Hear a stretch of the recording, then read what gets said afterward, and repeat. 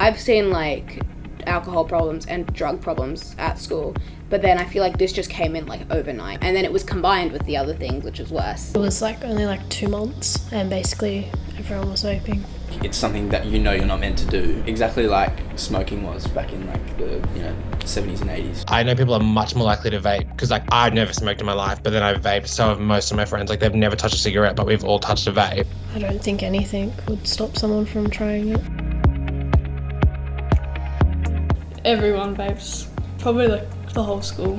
Even the sporty ones do it, and it's all years. 95% have tried it, and then like of that 95, 40 to 50% that are doing it very regularly, which that might be the weekends, and then like 30% doing it every day. The age of it has been getting younger.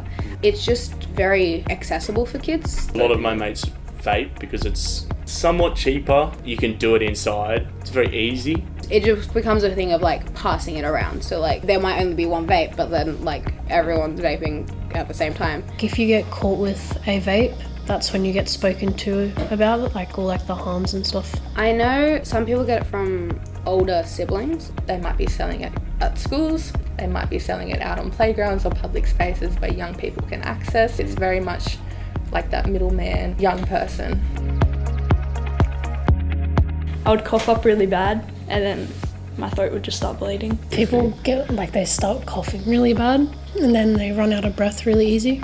And then you end up relying on it, so when you actually do it, you're not feeling that head spin anymore, but you're just feeling normal.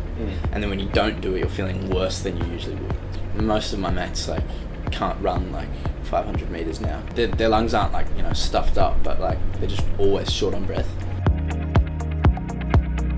Some people see it as not as harmful of like, let's say cigarettes or like stuff like that, so they think it's like you're getting that experience without being as harmful, but it still is harmful. We all know it's really bad for us, and we all make jokes like, oh, in 20 years we're going to find out like we're all dying. I think you can educate people and leave it with them, like anything, like drugs, alcohol. If we develop a habit at a young age, it's quite tricky to break. I think that's kind of the messaging that has been, probably up until this year, been coming from like New South Wales Health and stuff. Like we don't really know what it's about, and that's not really strong messaging to discourage it, because that's sort of just like saying to a kid like, oh, you can give it a go if you like. Instead of banning them, they need to change who sells them, what is actually in the vape. And I think there'd be a level of harm reduction just removed by doing that straight away.